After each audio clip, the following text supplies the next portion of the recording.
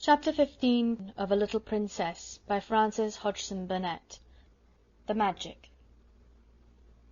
When Sarah had passed the house next door, she had seen Ram Dass closing the shutters, and caught her glimpse of this room also.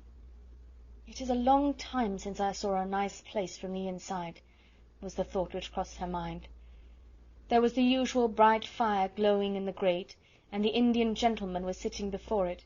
His head was resting in his hand, and he looked as lonely and unhappy as ever.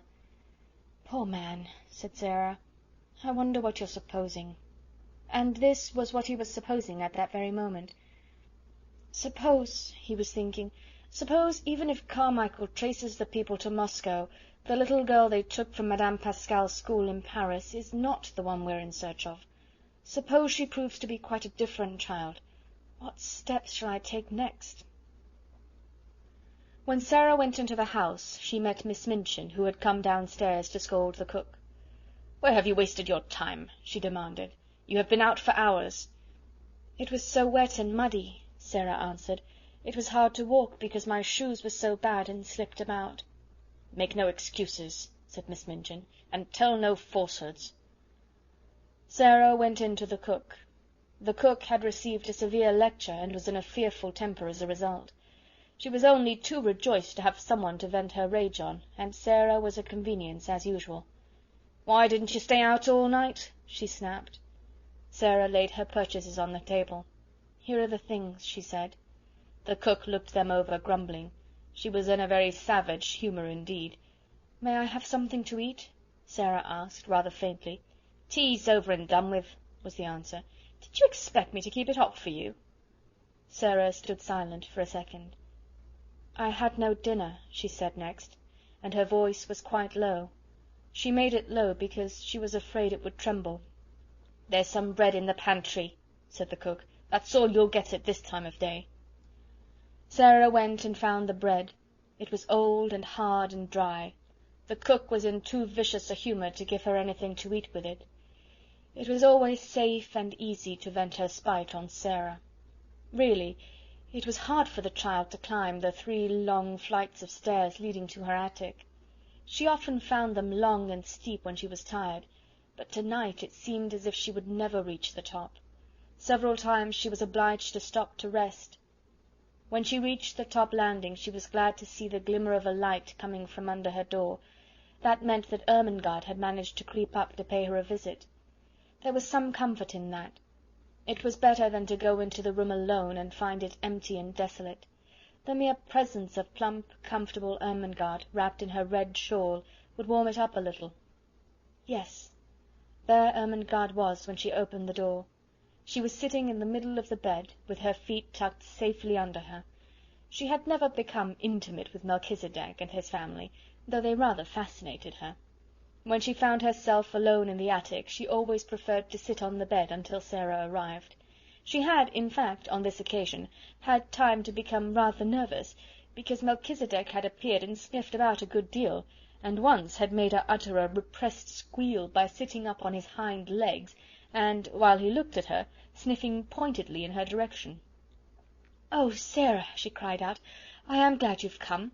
Melky would sniff about so. I tried to coax him to go back, but he wouldn't for such a long time. I like him, you know, but it does frighten me when he sniffs right at me. Do you think he ever would jump?" "No," answered Sarah.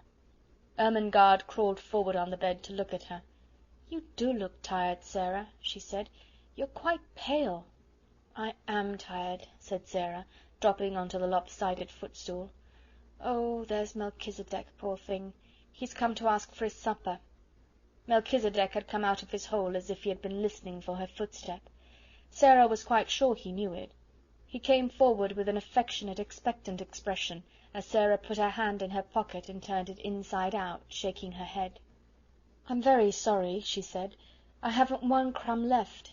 Go home, Melchisedec, and tell your wife there was nothing in my pocket. I'm afraid I forgot because the cook and Miss Minchin were so cross." Melchisedec seemed to understand. He shuffled resignedly, if not contentedly, back to his home. "I did not expect to see you tonight, Ermy," Sarah said. Ermengarde hugged herself in the red shawl. "Miss Amelia has gone out to spend the night with her old aunt," she explained. "No one else ever comes and looks into the bedrooms after we're in bed. I could stay here until morning if I wanted to." She pointed toward the table under the skylight. Sarah had not looked toward it as she came in. A number of books were piled upon it. Ermengarde's gesture was a dejected one. "Papa has sent me some more books, Sarah," she said. "There they are." Sarah looked round and got up at once. She ran to the table and, picking up the top volume, turned over its leaves quickly. For the moment she forgot her discomforts. "Ah!" she cried out, "how beautiful! Carlyle's French Revolution! I have so wanted to read that." "I haven't," said Ermengarde, "and papa will be so cross if I don't. He'll expect me to know all about it when I go home for the holidays. What shall I do?" Sarah stopped turning over the leaves and looked at her with an excited flush on her cheeks. "Look here," she cried, "if you'll lend me these books, I'll read them, and tell you everything that's in them afterward, and I'll tell it so that you will remember it too." "Oh, goodness!" exclaimed Ermengarde. "Do you think you can?" "I know I can," Sarah answered. "The little ones always remember what I tell them." "Sarah," said Ermengarde, hope gleaming in her round face, "if you'll do that, and make me remember, I'll give you anything." "I don't want you to give me anything," said Sarah. "I want your books. I want them." And her eyes grew big, and her chest heaved. "Take them, then," said Ermengarde. "I wish I wanted them, but I don't. I'm not clever, and my father is, and he thinks I ought to be." Sarah was opening one book after the other. "What are you going to tell your father?" she asked, a slight doubt dawning in her mind. "Oh, he needn't know," answered Ermengarde. "He'll think I've read them." Sarah put down her book and shook her head slowly. "That's almost like telling lies," she said. "And lies, well, you see, they're not only wicked, they're vulgar. Sometimes," reflectively, "I've thought perhaps I might do something wicked. I might suddenly fly into a rage and kill Miss Minchin, you know, when she was ill-treating me, but I couldn't be vulgar. Why can't you tell your father I've read them?" "He wants me to read them," said Ermengarde, a little discouraged by this unexpected turn of affairs. "He wants you to know what is in them," said Sarah, "and if I can tell it to you in an easy way and make you remember it, I should think he would like that." "You'll like it if I learn anything in any way," said rueful Ermengarde. "You would if you were my father." "It's not your fault that—" began Sarah. She pulled herself up and stopped rather suddenly. She had been going to say, "It's not your fault that you're stupid." "That what?" Ermengarde asked. "That you can't learn things quickly," amended Sarah. "If you can't, you can't. If I can, why, I can, that's all." She always felt very tender of Ermengarde, and tried not to let her feel too strongly the difference between being able to learn anything at once, and not being able to learn anything at all. As she looked at her plump face, one of her wise, old-fashioned thoughts came to her. "Perhaps," she said, "to be able to learn things quickly isn't everything. To be kind is worth a great deal to other people. If Miss Minchin knew everything on earth, and was like what she is now, she'd still be a detestable thing, and everybody would hate her. Lots of clever people have done harm and have been wicked. Look at Robespierre." She stopped and examined Ermengarde's countenance, which was beginning to look bewildered. "Don't you remember?" she demanded. "I told you about him not long ago. I believe you've forgotten." "Well, I don't remember all of it," admitted Ermengarde. "Well, you wait a minute," said Sarah, "and I'll take off my wet things and wrap myself in the coverlet, and I'll tell you over again." She took off her hat and coat and hung them on a nail against the wall, and she changed her wet shoes for an old pair of slippers.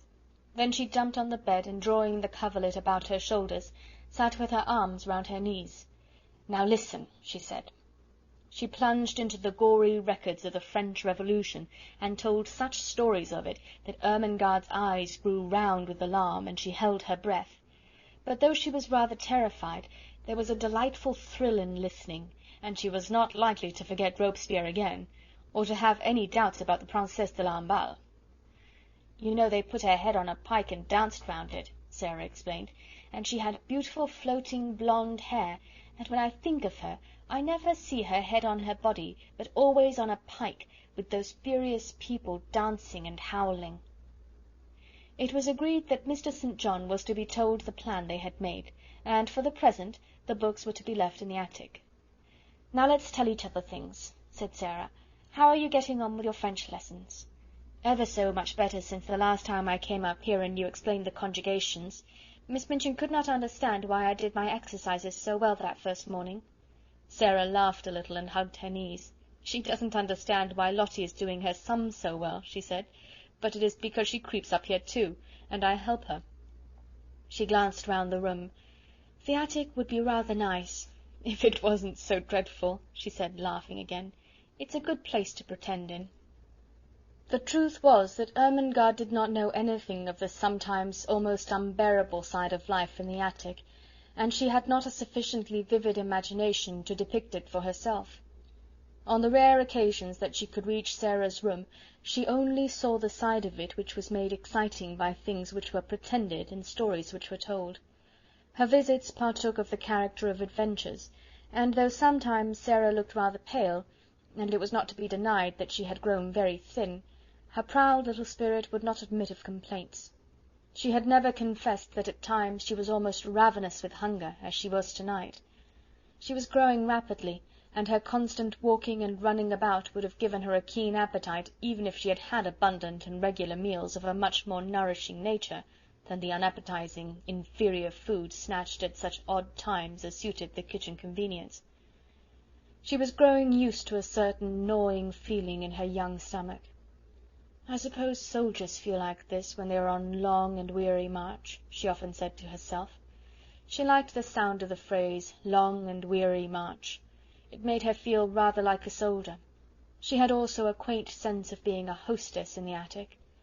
"If I lived in a castle," she argued, "and Ermengarde was the lady of another castle, and came to see me, with knights and squires and vassals riding with her, and pennons flying, when I heard the clarions sounding outside the drawbridge, I should go down to receive her, and I should spread feasts in the banquet hall, and call in minstrels to sing and play and relate romances. When she comes into the attic, I can't spread feasts, but I can tell stories, and not let her know disagreeable things. I dare say poor chatelaines had to do that in time of famine, when their lands had been pillaged." She was a proud, brave little chatelaine, and dispensed generously the one hospitality she could offer, the dreams she dreamed, the visions she saw, the imaginings which were her joy and comfort. So, as they sat together, Ermengarde did not know that she was faint as well as ravenous, and that while she talked she now and then wondered if her hunger would let her sleep when she was left alone. She felt as if she had never been quite so hungry before. "I wish I was as thin as you, Sarah," Ermengarde said suddenly. "I believe you're thinner than you used to be. Your eyes look so big, and look at the sharp little bone sticking out of your elbow." Sarah pulled down her sleeve, which had pushed itself up. "I always was a thin child," she said bravely, "and I always had big green eyes." "I love your queer eyes," said Ermengarde, looking into them with affectionate admiration. "They always look as if they saw such a long way. I love them, and I love them to be green, though they look black generally." "They're cat's eyes," laughed Sarah, "but I can't see in the dark with them, because I've tried, and I couldn't. I wish I could." It was just at this minute that something happened at the skylight which neither of them saw. If either of them had chanced to turn and look, she would have been startled by the sight of a dark face which peered cautiously into the room, and disappeared as quickly and almost as silently as it had appeared. Not quite as silently, however. Sarah, who had keen ears, suddenly turned a little and looked up at the roof. "That didn't sound like Melchisedec," she said. "It wasn't scratchy enough." "What?" said Ermengarde, a little startled. "Didn't you think you heard something?" asked Sarah. "No," Ermengarde faltered. "Did you?" "Perhaps I didn't," said Sarah, "but I thought I did. It sounded as if something was on the slates, something that dragged softly." "What could it be?" said Ermengarde. "Could it be robbers?" "No," Sarah began cheerfully. "There is nothing to steal—" She broke off in the middle of her words. They both heard the sound that checked her. It was not on the slates, but on the stairs below, and it was Miss Minchin's angry voice. Sarah sprang off the bed and put out the candle. "She's scolding Becky," she whispered, as she stood in the darkness. She's making her cry." "Will she come in here?" Ermengarde whispered back, panic-stricken. "No. She will think I'm in bed. Don't stir." It was very seldom that Miss Minchin mounted the last flight of stairs. Sarah could only remember that she had done it once before, but now she was angry enough to be coming at least part of the way up, and it sounded as if she was driving Becky before her. "You impudent, dishonest child!" they heard her say. "Cook tells me she has missed things repeatedly." "'Twarn't me, ma'am," said Becky, sobbing. "I was hungry enough, but 'twarn't me, never." "You deserve to be sent to prison," said Miss Minchin's voice. "Picking and stealing. Half a meat pie, indeed." "'Twarn't me," wept Becky. "I could have ate a whole one, but I never laid a finger on it." Miss Minchin was out of breath between temper and mounting the stairs. The meat pie had been intended for her special late supper. It became apparent that she boxed Becky's ears. "Don't tell falsehoods," she said. "Go to your room this instant." Both Sarah and Ermengarde heard the slap, and then heard Becky run in her slipshod shoes up the stairs and into her attic. They heard her door shut, and knew that she threw herself upon the bed. "I could have ate 2 of 'em," they heard her cry into a pillow, "and I never took a bite. 'Twas cook give it to a policeman." Sarah stood in the middle of the room in the darkness. She was clenching her little teeth and opening and shutting fiercely her outstretched hands.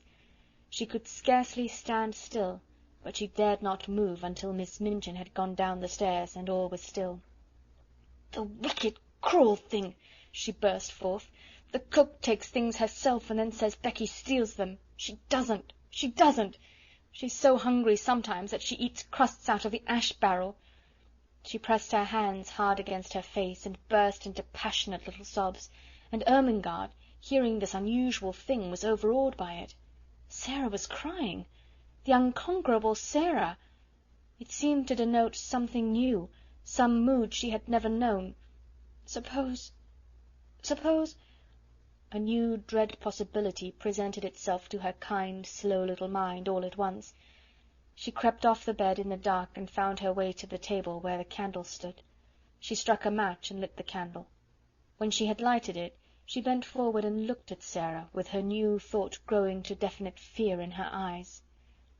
"Sarah," she said in a timid, almost awe-stricken voice, you never told me. I don't want to be rude, but are you ever hungry?" It was too much just at that moment. The barrier broke down. Sarah lifted her face from her hands. "Yes," she said in a new passionate way. "Yes, I am. I'm so hungry now that I could almost eat you, and it makes it worse to hear poor Becky. She's hungrier than I am." Ermengarde gasped. "Oh, oh!" she cried woefully, "and I never knew." "I didn't want you to know," Sarah said. "It would have made me feel like a street beggar. I know I look like a street beggar." "No, you don't, you don't!" Ermengarde broke in. "Your clothes are a little queer, but you couldn't look like a street beggar. You haven't a street beggar face." "A little boy once gave me a 6pence for charity," said Sarah, with a short little laugh in spite of herself. "Here it is," and she pulled out the thin ribbon from her neck. "He wouldn't have given me his Christmas 6pence if I hadn't looked as if I needed it." Somehow the sight of the dear little 6pence was good for both of them. It made them laugh a little, though they both had tears in their eyes. "Who was he?" asked Ermengarde, looking at it quite as if it had not been a mere ordinary silver 6pence. "He was a darling little thing going to a party," said Sarah. "He was one of the large family, the little one with the round legs, the one I call Guy Clarence. I suppose his nursery was crammed with Christmas presents and hampers full of cakes and things, and he could see I had nothing." Ermengarde gave a little jump backward. The last sentences had recalled something to her troubled mind and given her a sudden inspiration. "Oh, Sarah!" she cried, "what a silly thing I am not to have thought of it!" "Of what?" "Something splendid," said Ermengarde in an excited hurry. "This very afternoon my nicest aunt sent me a box. It is full of good things. I never touched it, I had so much pudding at dinner, and I was so bothered about Papa's books." Her words began to tumble over each other. "It's got cake in it, and little meat pies, and jam tarts, and buns, and oranges, and red currant wine, and figs, and chocolate. I'll creep back to my room and get it this minute, and we'll eat it now." Sarah almost reeled. When one is faint with hunger, the mention of food has sometimes a curious effect. She clutched Ermengarde's arm. "Do you think you could?" she ejaculated. "I know I could," answered Ermengarde, and she ran to the door, opened it softly, put her head out into the darkness, and listened. Then she went back to Sarah. "The lights are out. Everybody's in bed. I can creep, and no one will hear." It was so delightful that they caught each other's hands, and a sudden light sprang into Sarah's eyes. "Ermy," she said, "let us pretend. Let us pretend it's a party. And oh, won't you invite the prisoner in the next cell? Yes, yes, let us knock on the wall now. The jailer won't hear." Sarah went to the wall. Through it she could hear poor Becky crying more softly. She knocked 4 times. "That means, 'Come to me through the secret passage under the wall,'" she explained.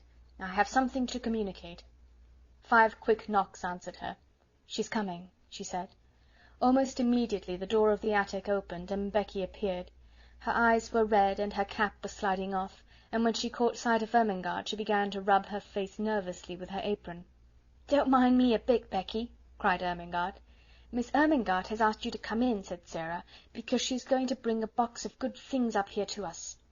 Becky's cap almost fell off entirely, she broke in with such excitement. "To eat, miss?" she said. "Things that's good to eat?" "Yes," answered Sarah, "and we are going to pretend a party." "And you shall have as much as you want to eat," put in Ermengarde.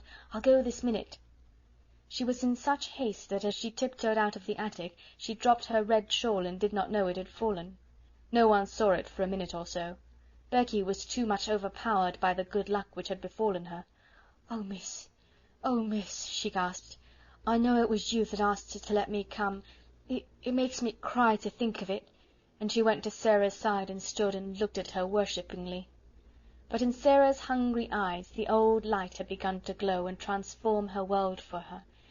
Here in the attic, with the cold night outside, with the afternoon and the sloppy streets barely past, with the memory of the awful unfed look in the beggar child's eyes not yet faded, this simple, cheerful thing had happened like a thing of magic.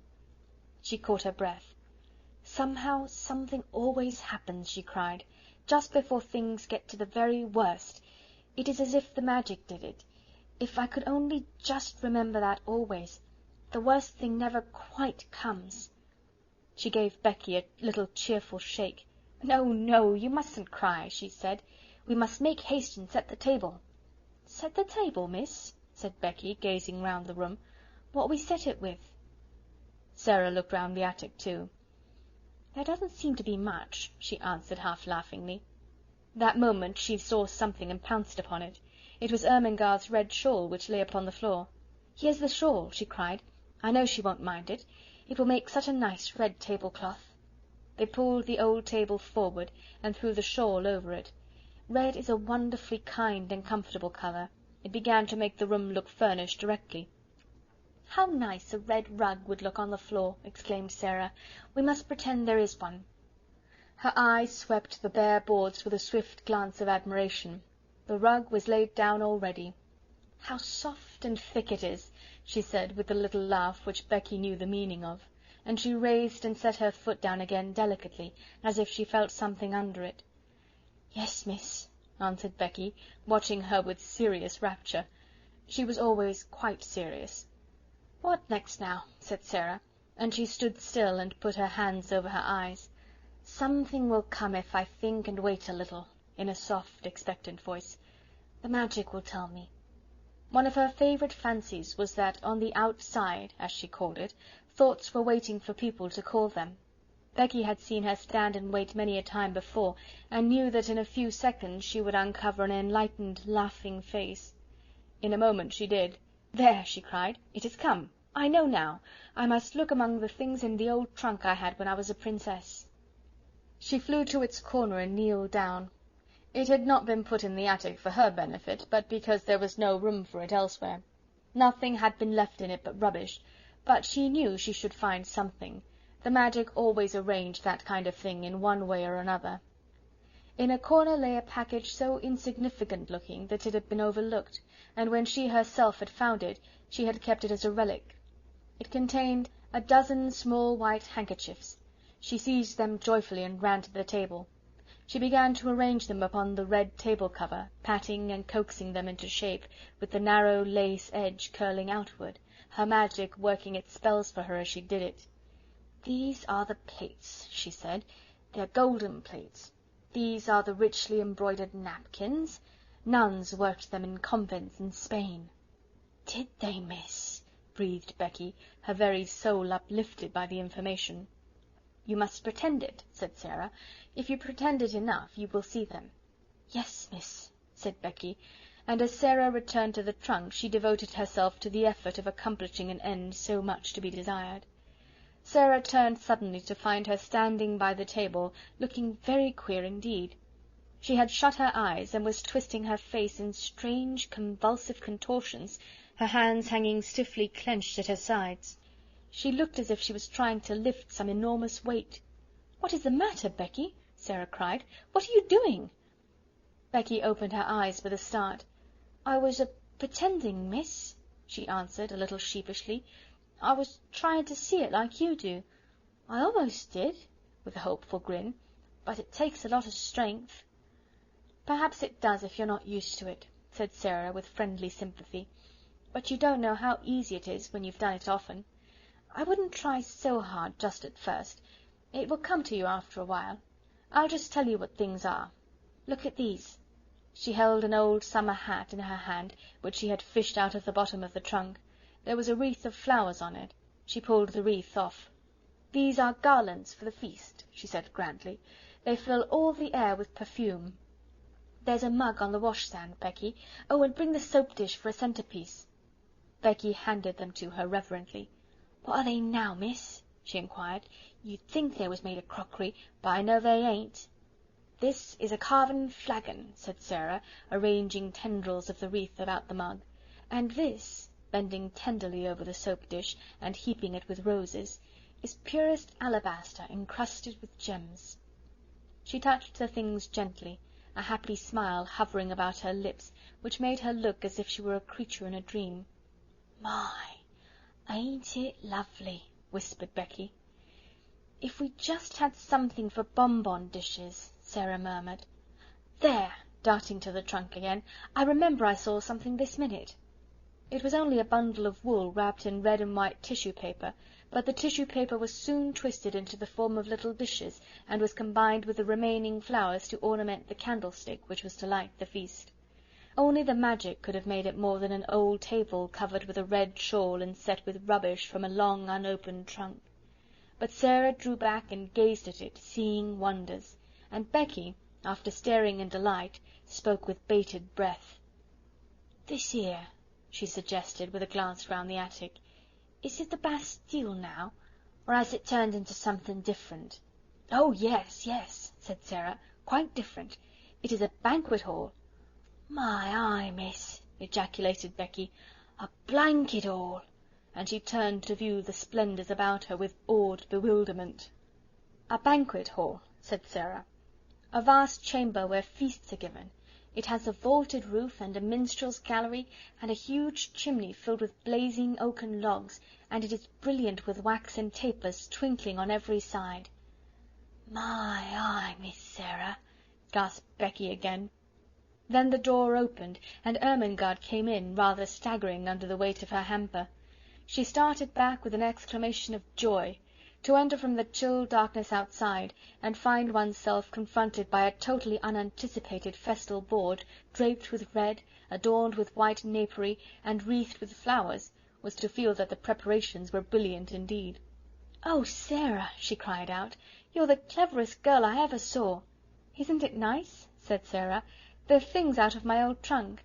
I asked my magic, and it told me to go and look."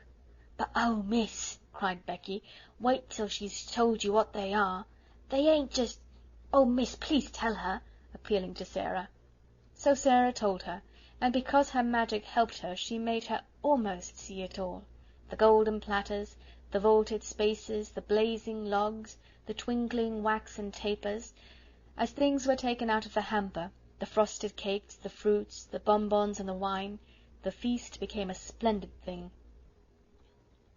"It's like a real party," cried Ermengarde. "It's like a queen's table," sighed Becky. Then Ermengarde had a sudden brilliant thought. "I'll tell you what, Sarah," she said. "Pretend you're a princess now, and this is a royal feast." "But it's your feast," said Sarah. "You must be the princess, and we will be your maids of honour." "Oh, I can't," said Ermengarde. "I'm too fat, and I don't know how. You be her." "Well, if you want me to," said Sarah. But suddenly she thought of something else, and ran to the rusty grate. "There is a lot of paper and rubbish stuffed in here," she exclaimed. "If we light it, there will be a bright blaze for a few minutes, and we shall feel as if it was a real fire." She struck a match, and lighted it up with a great specious glow which illuminated the room. "By the time it stops blazing," Sarah said, "we shall forget about its not being real." She stood in the dancing glow and smiled. "Doesn't it look real?" she said. "Now we will begin the party." She led the way to the table. She waved her hand graciously to Ermengarde and Becky. She was in the midst of her dream. "Advance, fair damsels," she said in her happy dream voice, "and be seated at the banquet table. My noble father the king, who is absent on a long journey, has commanded me to feast you." She turned her head slightly toward the corner of the room. "What ho there, minstrels! Strike up with your viols and bassoons." Princesses, she explained rapidly to Ermengarde and Becky, always had minstrels to play at their feasts. "Pretend there's a minstrel gallery up there in the corner. Now we will begin." They had barely had time to take their pieces of cake into their hands, not one of them had time to do more, when they all three sprang to their feet and turned pale faces toward the door, listening, listening. Someone was coming up the stairs. There was no mistake about it. Each of them recognized the angry, mounting tread, and knew that the end of all things had come. "It's the missus," choked Becky, and dropped her piece of cake upon the floor. "Yes," said Sarah, her eyes growing shocked and large in her small white face. "Miss Minchin has found us out." Miss Minchin struck the door open with a blow of her hand. She was pale herself, but it was with rage. She looked from the frightened faces to the banquet table, and from the banquet table to the last flicker of the burnt paper in the grate. "I have been suspecting something of this sort," she exclaimed, "but I did not dream of such audacity. Lavinia was telling the truth." So they knew that it was Lavinia who had somehow guessed their secret and had betrayed them. Miss Minchin strode over to Becky and boxed her ears for a second time.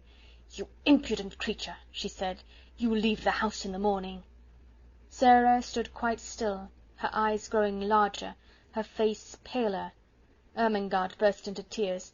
"Oh, don't send her away," she sobbed. "My aunt sent me the hamper. We're only having a party." "So I see," said Miss Minchin witheringly, "with the Princess Sarah at the head of the table." She turned fiercely on Sarah. "It is your doing, I know," she cried. "Ermengarde would never have thought of such a thing. You decorated the table, I suppose, with this rubbish." She stamped her foot at Becky. "Go to your attic," she commanded, and Becky stole away, her face hidden in her apron, her shoulders shaking. Then it was Sarah's turn again. "I will attend to you tomorrow. You shall have neither breakfast, dinner, nor supper." "I have not had either dinner or supper today, Miss Minchin," said Sarah rather faintly. "Then all the better. You will have something to remember. Don't stand there. Put those things into the hamper again." She began to sweep them off the table into the hamper herself, and caught sight of Ermengarde's new books. "And you," to Ermengarde, "have brought your beautiful new books into this dirty attic. Take them up and go back to bed. You will stay there all day tomorrow, and I shall write to your papa. What would he say if he knew where you are tonight?" Something she saw in Sarah's grave, fixed gaze at this moment made her turn on her fiercely. "What are you thinking of?" she demanded. "Why do you look at me like that?"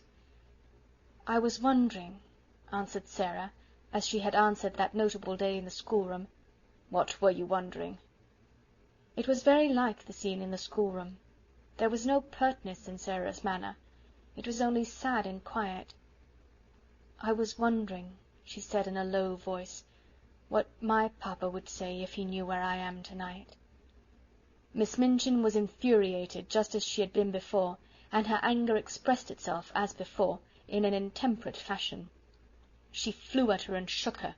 "You insolent, unmanageable child!" she cried. "How dare you? How dare you?" She picked up the books, swept the rest of the feast back into the hamper in a jumbled heap, thrust it into Ermengarde's arms, and pushed her before her toward the door. "I will leave you to wonder," she said. "Go to bed this instant." And she shut the door behind herself and poor stumbling Ermengarde, and left Sarah standing quite alone. The dream was quite at an end. The last spark had died out of the paper in the grate, and left only black tinder. The table was left bare. The golden plates and richly embroidered napkins and garlands were transformed again into old handkerchiefs, scraps of red and white paper, and discarded artificial flowers, all scattered on the floor. The minstrels in the minstrel gallery had stolen away, and the viols and bassoons were still. Emily was sitting with her back against the wall, staring very hard. Sarah saw her, and went and picked her up with trembling hands. "There isn't any banquet left, Emily," she said, "and there isn't any princess. There is nothing left but the prisoners in the Bastille." And she sat down and hid her face. What would have happened if she had not hidden it just then, and if she had chanced to look up at the skylight at the wrong moment, I do not know. Perhaps the end of this chapter might have been quite different, because if she had glanced at the skylight, she would certainly have been startled by what she would have seen. She would have seen exactly the same face pressed against the glass, and peering in at her as it had peered in earlier in the evening, when she had been talking to Ermengarde. But she did not look up. She sat with her little black head in her arms for some time. She always sat like that when she was trying to bear something in silence. Then she got up and went slowly to bed. "I can't pretend anything else while I'm awake," she said. "There wouldn't be any use in trying. If I go to sleep, perhaps a dream will come and pretend for me." She suddenly felt so tired, perhaps through want of food, that she sat down on the edge of the bed quite weakly. "Suppose there was a bright fire in the grate, with lots of little dancing flames," she murmured. "Suppose there was a comfortable chair before it, and suppose there was a small table near, with a little hot, hot supper on it. And suppose," as she drew the thin coverings over her, "suppose this was a beautiful soft bed with fleecy blankets and large downy pillows. Suppose... And her very weariness was good to her, for her eyes closed, and she fell fast asleep. She did not know how long she slept, but she had been tired enough to sleep deeply and profoundly, too deeply and soundly to be disturbed by anything, even by the squeaks and scamperings of Melchisedec's entire family, if all his sons and daughters had chosen to come out of their hole to fight and tumble and play. When she awakened it was rather suddenly, and she did not know that any particular thing had called her out of her sleep. The truth was, however, that it was a sound which had called her back, a real sound, the click of the skylight as it fell in closing after a lithe white figure which slipped through it and crouched down close by upon the slates of the roof, just near enough to see what happened in the attic, but not near enough to be seen. At first she did not open her eyes. She felt too sleepy and, curiously enough, too warm and comfortable. She was so warm and comfortable, indeed, that she did not believe she was really awake. She never was as warm and cosy as this, except in some lovely vision. "What a nice dream," she murmured. "I feel quite warm. I don't want to wake up." Of course it was a dream. She felt as if warm, delightful bedclothes were heaped upon her. She could actually feel blankets, and when she put out her hand it touched something exactly like a satin-covered eiderdown quilt. She must not awaken from this delight. She must be quite still and make it last. But she could not. Even though she kept her eyes closed tightly, she could not. Something was forcing her to awaken, something in the room. It was a sense of light and a sound, the sound of a crackling, roaring little fire. "Oh, I'm awakening," she said mournfully. "I can't help it, I can't." Her eyes opened in spite of herself, and then she actually smiled, for what she saw she had never seen in the attic before, and she knew she never should see. "Oh, I haven't awakened," she whispered, daring to rise on her elbow and look all about her. "I'm dreaming yet." She knew it must be a dream, for if she were awake such things could not be. Do you wonder that she felt sure that she had not come back to earth? This is what she saw. In the grate there was a glowing, blazing fire. On the hob was a little brass kettle, hissing and boiling. Spread upon the floor was a thick, warm, crimson rug. Before the fire, a folding chair, unfolded, and with cushions on it. By the chair, a small folding table, unfolded, covered with a white cloth, and upon it spread small covered dishes, a cup, a saucer, a teapot. On the bed were new warm coverings and a satin-covered down quilt. At the foot a curious wadded silk robe, a pair of quilted slippers, and some books. The room of her dream seemed changed into fairyland. It was flooded with warm light, for a bright lamp stood on the table covered with a rosy shade. She sat up, resting on her elbow, and her breathing came short and fast. "It does not melt away," she panted. "Oh, I never had such a dream before." She scarcely dared to stir, but at last she pushed the bedclothes aside, and put her feet on the floor with a rapturous smile. "I am dreaming I am getting out of bed," she heard her own voice say, and then, as she stood up in the midst of it all, turning slowly from side to side, "I am dreaming it stays real. I am dreaming it feels real. It's bewitched, or I'm bewitched. I only think I see it all." Her words began to hurry themselves. "If I can only keep on thinking it," she cried. "I don't care, I don't care." She stood panting a moment longer, and then cried out again. "Oh, it isn't true," she said. "It can't be true. But oh, how true it seems!" The blazing fire drew her to it, and she knelt down and held out her hands close to it, so close that the heat made her start back. "A fire I only dreamed wouldn't be hot," she cried. She sprang up, touched the table, the dishes, the rug. She went to the bed and touched the blankets. She took up the soft, wadded dressing-gown, and suddenly clutched it to her breast and held it to her cheek. "It's warm! It's soft!" she almost sobbed. "It's real! It must be!" She threw it over her shoulders and put her feet into the slippers. "They're real, too! It's all real!" she cried. I am not dreaming!" She almost staggered to the books and opened the one which lay upon the top. Something was written on the fly-leaf, just a few words, and these were, "To the little girl in the attic, from a friend." When she saw that, wasn't it a strange thing for her to do? She put her face down upon the page and burst into tears. "I don't know who it is," she said, "but somebody cares for me a little.